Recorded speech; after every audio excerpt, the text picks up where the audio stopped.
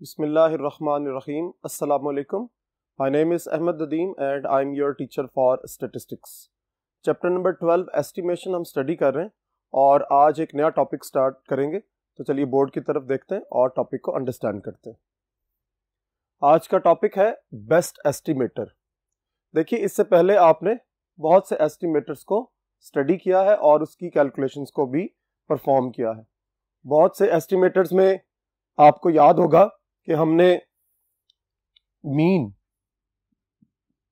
Population mean के लिए हमने स्टडी किया था एक्स बार। पॉपुलेशन मीन के लिए जो एस्टिमेटर हमने कैलकुलेट किया वो एक्स बार था, और पॉपुलेशन वेरिएंस के लिए हमने दो तरह के एस्टिमेट्स किए थे। वो था एक एस स्क्वायर और एस हैट स्क्वायर, ठीक है। इसी तरह प्रोपोर्शन के लिए हमने पी को कैलकुलेट किया। अब बेस्ट एस्टिमेटर का मतलब क्या है? बेस्ट एस्टिमेटर का मतलब यह है कि इन सब एस्टिमेटर्स की लिस्ट के अंदर ये जो एस्टिमेटर्स हम कैलकुलेट कर चुके हैं, सैम्पलिंग डिस्ट्रीब्यूशंस हमने एक्स बार की भी बनाई, हमने एस स्क्वायर की भी बनाई, हमने पी की भी कैलकुलेट की, ठीक है। हमने बहुत से एस्टिमेटर्स की सैम्पलिंग डिस्ट्रीब्यूशंस को जनरेट किया और हमने ये रिजल्ट्स भी प्रूव किए कि एक्स बार जो है वो क्या है, बेस्ट एस्टिमेटर के तौर पर कंसिडर किया जा सकता है, जिसको हमने अभी तक अनबाइज्ड एस्टिमेटर का नाम दिया था। लेकिन क्या एक्स बार बेस्ट एस्टिमेटर हो सकता है? S square, S hat square या पी, इन सब एस्टिमेटर्स में से कौन सा बेस्ट एस्टिमेटर के तौर पर कंसिडर होगा? एक्चुअली ये है आज का टॉपिक, ठीक है। तो टॉपिक को अंडरस्टैंड करें। Let x1, x2, x3 so on xn be the random sample of size n। हमारे पास कुछ वैल्यूज हैं, एग्जिस्ट कर रही हैं। ये एक रैंडम सैंपल है जिसका साइज n है। हम इसको यूं कह लीजिए कि जनरलाइज्ड वे में अंडरस्टैंड कर रहे हैं कि एक सैंपल है जिसका साइज n है फ्रॉम द डिस्ट्रीब्यूशन। एक डिस्ट्रीब्यूशन बनी हुई है F x theta. Theta is stand for the parameter, कि यहां पर पैरामीटर को रिप्रेजेंट कर रहा है। अब among the class U of, U एक क्लास है ऑफ ऑल अनबाइज्ड एस्टिमेटर। याद रखिए कि सबसे पहली जो कंडीशन है, सबसे पहली जो शर्त है वो बेस्ट एस्टिमेटर के लिए वो क्या है कि सारे के सारे एस्टिमेटर्स कौन से होने चाहिए? अनबाइज्ड।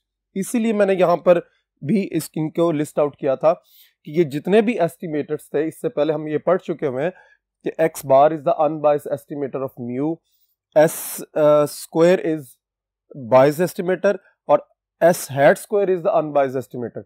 सो इसका मतलब ये हुआ कि यहां से, यानी जब हम इस पर्टिकुलर स्टेटमेंट को अंडरस्टैंड करते हैं तो ये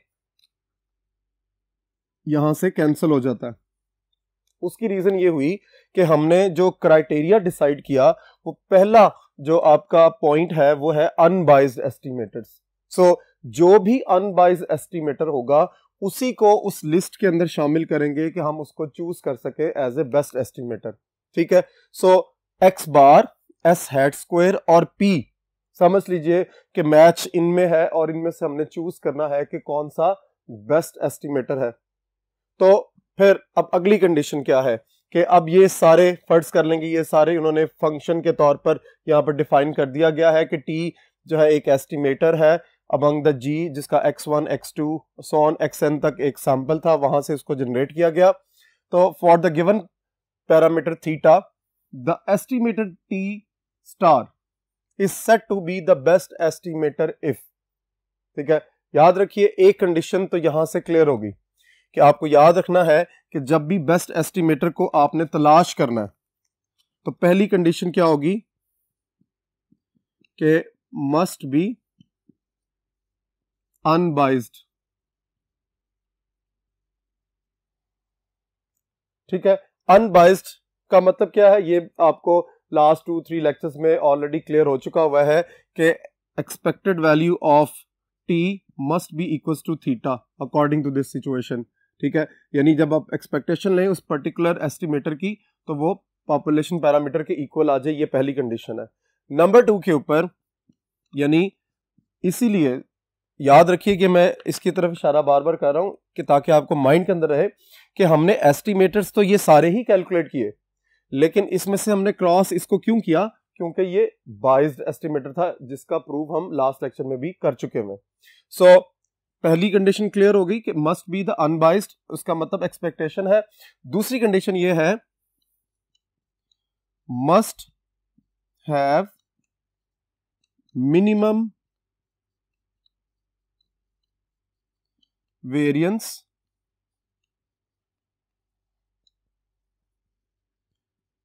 in the class of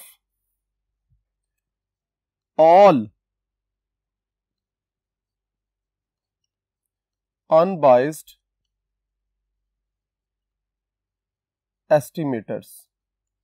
यानी जब पहली कंडीशन कंप्लीट हो गई, जब पहली कंडीशन पूरी हो गई, तो फिर हमने ये देखना है, फॉर एग्जांपल मैं यहां पर देख रहा हूं कि x बार आपके पास एक अनबाइस्ड एस्टिमेटर है, s हैट स्क्वायर एक अनबाइस्ड एस्टिमेटर है, और p सैंपल प्रोपोर्शन p जो है वो भी अनबाइस्ड एस्टिमेटर है।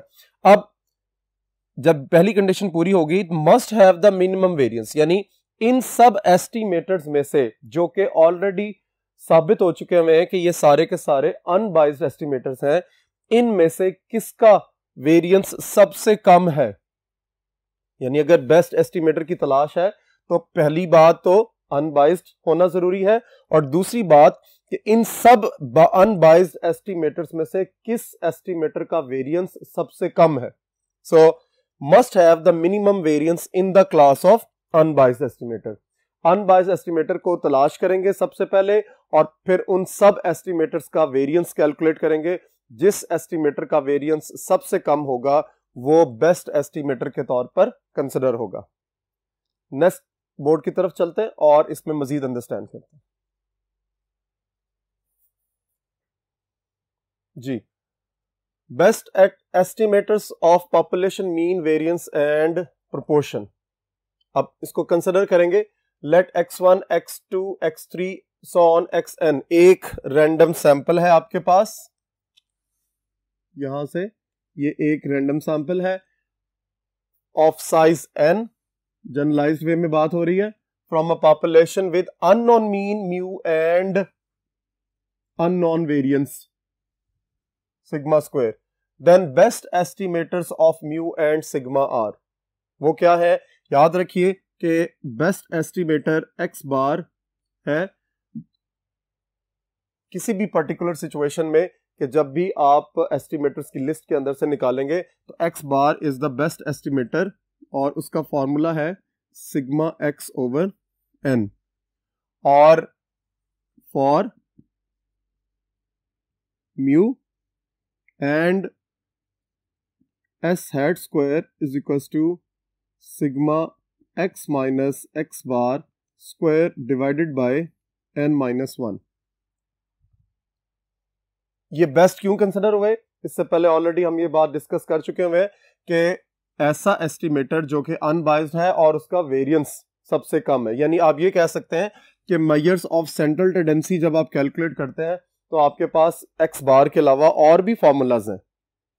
हमने, आपको याद होगा कि एक क्वेश्चन में ये भी प्रूव किया था कि सैंपल मीडियन से जो डिस्ट्रीब्यूशन बनती है, यानी सैंपल्स को जनरेट करने के बाद जो आप मीडियन कैलकुलेट करते हैं, उस मीडियम से जो सैम्पलिंग डिस्ट्रीब्यूशन बनती है, वहां से जब आप उसका मीन कैलकुलेट करते हैं, यानी आप ये कह सकते हो कि sample median is also unbiased estimator, लेकिन वो बेस्ट नहीं हो सकता क्योंकि उसका वेरिएंस x बार से ज्यादा है। एक ही सेट ऑफ इंफॉर्मेशन हो, इसको जरा बात को अंडरस्टैंड करना आप लोगों ने, कि एक ही सेट ऑफ इंफॉर्मेशन है, उसी सेट ऑफ इंफॉर्मेशन के लिए आपने अगर x बार कैलकुलेट किया है, इसको इस तरह भी आप अंडरस्टैंड कर सकते हैं कि एक पॉपुलेशन है, आपने उससे डिफरेंट सैंपल्स को ड्रॉ किया, उन सैंपल से अगर आप मीन कैलकुलेट करते हो और उसकी सैम्पलिंग डिस्ट्रीब्यूशन बना लेते हो, और उसी उन्हीं पर्टिकुलर सैंपल से आप मीडियन कैलकुलेट करते हो और उसकी सैम्पलिंग डिस्ट्रीब्यूशन बना लेते हो। अब अनबाइज्ड दोनों प्रूफ होंगे क्योंकि sample mean x bar is unbiased estimator and also sample median is also unbiased estimator. लेकिन इन दोनों एस्टिमेटर्स में से म्यू के लिए, मीन के लिए कौन सा बेस्ट एस्टिमेटर है, वो है एक्स बार। क्यों? क्योंकि सैंपल मीन एक्स बार का जो वेरिएंस है वो सैंपल मीडियन से कम होगा, और यही वो कंडीशन है बेस्ट एस्टिमेटर की जो इससे पिछले बोर्ड पर हमने स्टडी की है। So x bar is the best estimator because it has lesser variance.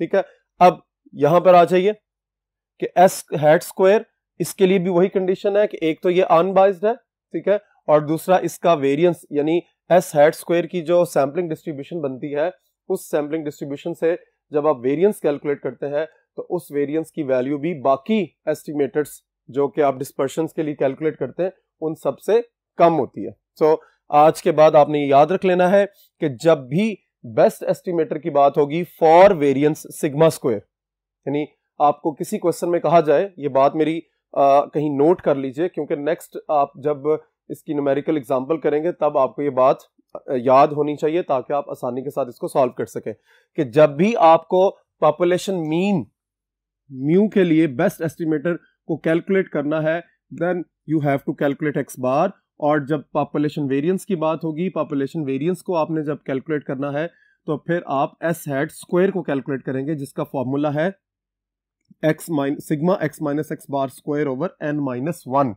So confuse नहीं होना, यहां पर अक्सर जो आपने इससे पहले फॉर्मूला पढ़ा है, ज्यादा बार पढ़ा है, पार्ट 1 के अंदर भी या इससे पहले प्रीवियसली आपने डिस्पर्शन के अंदर जो वेरिएंस का फॉर्मूला पढ़ा है वो एन के साथ था।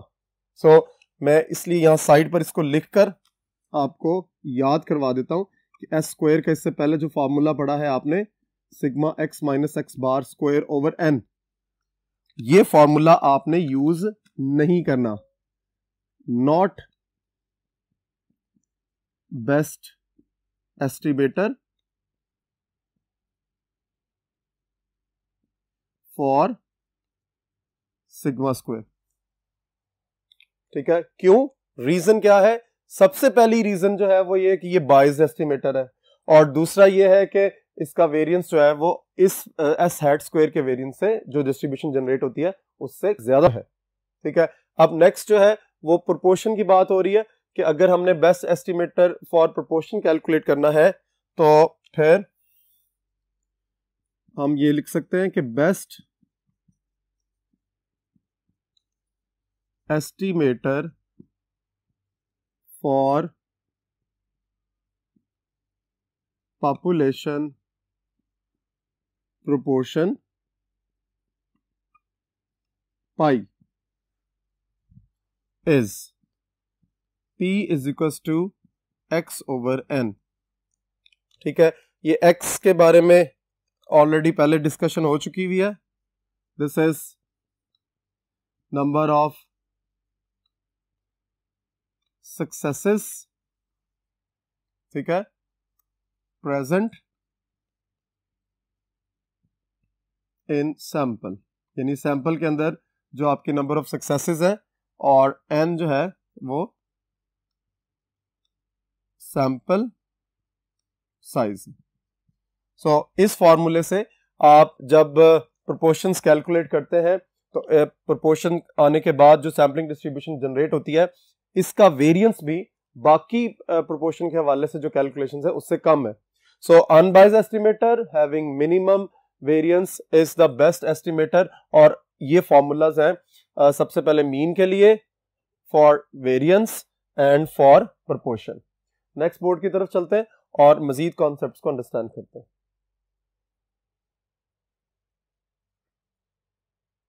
जी, नेक्स्ट है pooled estimator of population mean and variance.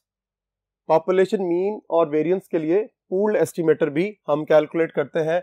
उसके लिए पूल्ड एस्टिमेटर उस वक्त होगा, याद रखिए, कि जब आपके पास सैंपल्स की तादाद एक से ज्यादा होगी। सैंपल्स 2 हो सकते हैं, सैंपल्स 3 हो सकते हैं, या उससे ऑनवर्ड्स आगे की तरफ आप चलते हैं, लेकिन फिलहाल इस टॉपिक के अंदर हम 2 सैंपल्स के लिए पूल्ड एस्टिमेटर को स्टडी कर रहे हैं। So pooled estimator of population mean and variance को स्टडी कर रहे हैं। सबसे पहले सैंपल्स को अंडरस्टैंड करेंगे कि आपके पास 2 सैंपल्स हैं। पहला सैंपल है x11, x21, x31 and so on xn11। देखिए नोटेशंस जो है इसको भी अंडरस्टैंड करना बहुत जरूरी है। अगर आप नोटेशंस को अंडरस्टैंड नहीं करेंगे तो फिर आपको आने वाले जो कॉन्सेप्ट्स हैं उनमें प्रॉब्लम हो सकती है। ये समझ लीजिए कि x11 x21, जरा सीक्वेंस को या पैटर्न को भी देखें तो आपको अंदाजा हो जाएगा कि हम क्या बात कर रहे हैं। कि जो फर्स्ट नंबर है, ये दो नंबर आपको नजर आ रहे हैं, फर्स्ट नंबर है वो आपको उसकी नंबर ऑफ एलिमेंट को रिप्रेजेंट कर रहा है और दूसरा नंबर जो है वो सैंपल की एग्जिस्टेंस को शो कर रहा है। यानी आप गौर कीजिए कि जो दूसरा नंबर है वो कांस्टेंट है, यानी 1 1 1, और यहां पर भी देख रहे हैं तो ये आपको 1 नजर आ रहा है। इसका मतलब है these elements belongs to sample 1। ठीक है, अब इसी तरह यहां पर भी देखिए तो यहां पर भी सेकंड एलिमेंट कांस्टेंट है 2 2 2, एंड यहां पे देखिए ये 2 है। सो इसका मतलब है कि ये जो आपका दूसरा मैं ब्लॉक बना रहा हूं कि these elements are belongs to sample 2। दो सैंपल्स हैं। अब इन दोनों सैंपल्स के लिए जब हमने पूल्ड एस्टिमेटर को कैलकुलेट करना है या देखना है, अंडरस्टैंड करना है, तो आपने ये चीज ध्यान में रखनी है कि कौन कौन सी इंपॉर्टेंट चीजें हैं। सबसे पहले सैंपल के एलिमेंट्स, ये दो सैंपल हैं उनके एलिमेंट्स हो गए। फिर उसके बाद पहला सैंपल साइज n1, दूसरा सैंपल साइज n2। तो फिर population unknown, population mean mu, और पूल्ड एस्टिमेटर को जब आप कैलकुलेट करते हैं उसके लिए तो that is denoted by x bar p। This one x bar p जो है उसकी नोटेशन होगी और उसका फॉर्मूला होगा n1 x1 बार प्लस n2 x2 बार और n1 प्लस n2, यानी n1 की वैल्यू को मल्टीप्लाई करना है x1 बार की वैल्यू के साथ और n2 की वैल्यू को मल्टीप्लाई करना है x2 बार की वैल्यू के साथ और डिवाइड कर देना है कि दोनों सैंपल साइजेस के सम के साथ। अब यहां एक बात इंपॉर्टेंट जो याद रखने वाली है कि x1 bar is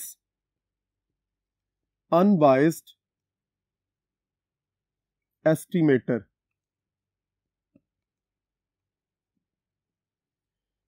for sample 1 and x2 bar is unbiased estimator for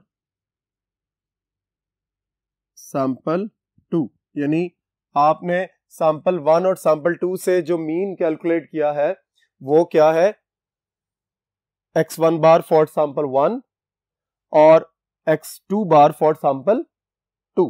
ठीक है, और ये दोनों ही अनबाइस्ड एस्टिमेटर हैं, ये आपने याद रखना है। ठीक है, सो दोनों अनबाइस्ड एस्टिमेटर्स को इंडिविजुअल सैंपल से कैलकुलेट करने के बाद हम यहां पर उसको सब्स्टिट्यूट करेंगे। ठीक है, और पहले सैंपल के अनबाइस्ड एस्टिमेटर को उसी के सैंपल साइज के साथ मल्टीप्लाई करेंगे, दूसरे सैंपल के अनबाइस्ड एस्टिमेटर से हम उसी के सैंपल मीन के उसके सैंपल साइज से मल्टीप्लाई करेंगे, दोनों को सम करेंगे और फिर नंबर ऑफ वैल्यूज पे डिवाइड कर देंगे, क्योंकि दोनों सैंपल्स में number of values n1 plus n2 होंगी। इसी तरह और भी आगे जो है वो इनके फॉर्मूलास को हम एक्सटेंड कर सकते हैं, लेकिन फिलहाल हम दो ही सैंपल्स के हवाले से इसको स्टडी कर रहे हैं।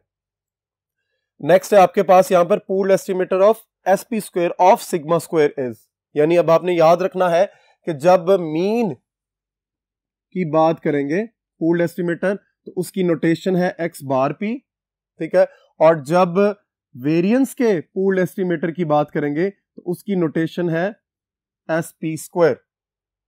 ठीक है, सो sp स्क्वायर का जो फॉर्मूला है उसको देख लीजिए, sp square is equal to sigma xi1 minus x bar 1 square plus sigma xi2 minus x bar square x bar 2 square और divided by n1 plus n2 minus 2। अब ये जो फॉर्मूला है इसके शॉर्टकट फॉर्म है वो है n1 minus 1 multiply by s1 hat square, यानी इसमें जो फॉर्मूला इस्तेमाल होगा यहां पर भी आपने डिफरेंशिएशन याद रखनी है कि आपके पास दो तरह के वेरिएंसेस हैं सैंपल के लिए।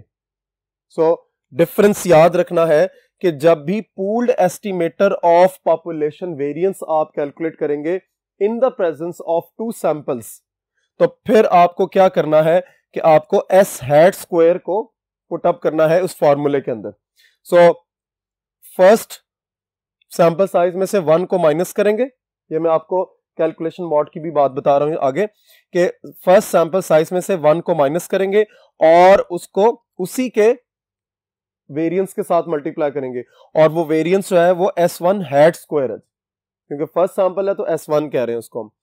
इसी तरह ऐड हो जाएगा, नेक्स्ट फैक्टर क्या है कि सैंपल साइज 2 जो सेकंड सैंपल है उसके साइज में से 1 को माइनस करेंगे और उसी के वेरिएंस के साथ मल्टीप्लाई कर देंगे, और फिर न्यूमरेटर ऐड होगा और डिनोमिनेटर में ये यही वाला फैक्टर है। सो बी केयरफुल कि एस हैट स्क्वायर का जो फॉर्मूला है वो है sigma x minus x bar square over n minus 1। अब यहां पे याद रखिए कि ये जो सम्स आपको नजर आ रहे हैं ये किस अंदाज में है। देखिए जब फर्स्ट सैंपल आएगा तो एस हैट के साथ 1 लग जाएगा, ठीक है। इसी तरह यहां पर I1 कहा जाता है, I1 इसलिए लिखा जाता है, याद रखिए कि हमारे पास x की वैल्यूज जो सैंपल के अंदर एग्जिस्ट कर रही हैं वो 1 से ज्यादा होती हैं, जैसे मैंने यहां पर एक्सप्लेन किया था आपको। और से देखिए यहां पर आपके पास जो वैल्यूज है वो जो फर्स्ट वाली वैल्यूज हैं वो चेंज हो रही हैं। देखिए 1 है, ये 2 है, ये 3 है। इसका मतलब है कि ये फर्स्ट सैंपल की डिफरेंट वैल्यूज को रिप्रेजेंट कर रहा है। वही काम यहां पर भी है, जैसे हमने यहां सम की सूरत में भी लिखा है, यानी आप ये सम की सूरत में भी एस पी स्क्वायर निकाल सकते हैं, और डायरेक्टली आपको अगर वेरिएंसेस गिवन है तब भी आप इसको कैलकुलेट कर सकते हैं। सो S1 स्क्वायर के लिए आप xi1 और x1 बार को फॉर्मूले में यूज करेंगे और डिनोमिनेटर में आपके पास n1 माइनस 1 आ जाएगा। इसी तरह जब मैं S2 के लिए देखूंगा तो फॉर्मूला तो वही होगा, यानी मैं फॉर्मूला वही लिख रहा हूं, S hat square is equals to sigma x minus x bar square over n minus 1। लेकिन जब सेकंड सैंपल की बात होगी तो ये S2 स्क्वायर हो जाएगा लेकिन हैट के साथ, और यहां पर x क्या आएगा I2 और ये x2 बार हो जाएगा और n2 माइनस 1 हो जाएगा। So notations according to the sample change होती जाएंगी। अगर सैंपल 3 होगा तो जहां जहां यहां आपने 2 लगाया वहां पर 3 हो जाएगा। अगर सैंपल एक और एग्जिस्ट कर रहा है, 4 सैंपल्स होंगे तो यहां पर भी 4 आप वहां पुटअप कर देंगे। सो आपको अब याद रखना है कि pooled estimator of population mean and variance, जब मीन की बात होगी तो उसकी नोटेशन है x बार p, और जब वेरिएंस की बात होगी तो उसकी नोटेशन या उसका आउटलुक जो है वो sp स्क्वायर है। p स्टैंड फॉर पूल्ड, ठीक है। x बार p का जो फॉर्मूला है n1 x1 bar plus n2 x2 bar divided by n1 plus n2, और जब sp स्क्वायर की बात होगी तो इसका जो सिंपल फॉर्मूला है n1 minus 1 into s1 hat square plus n2 minus 1 s2 hat square divided by n1 plus n2 minus 2। और ये जो फॉर्मूला है ये अकॉर्डिंग टू द सिचुएशन है कि सम टाइम्स आपको फॉर्मूले में सम्स दिए होते हैं, ठीक है, डेविएशंस के हवाले से। सो फिर आप ये वाला फॉर्मूला भी अप्लाई कर सकते हो, अदरवाइज आप वेरिएंसेस को कैलकुलेट करके उसको फॉर्मूले में पुट अप कर सकते हो। होप आज का लेक्चर आपको यहाँ पर अच्छे तरीके से क्लियर हो गया होगा। इन फॉर्मूलाज की, इन कॉन्सेप्ट्स की दोबारा से अच्छे तरीके से प्रैक्टिस करें ताकि जब नेक्स्ट न्यूमेरिकल क्वेश्चन हम सॉल्व करें तो आपको इसकी अंडरस्टैंडिंग मजीद स्ट्रेंथन हो सके। इंशाल्लाह नेक्स्ट लेक्चर में मुलाकात होगी। अल्लाह हाफिज।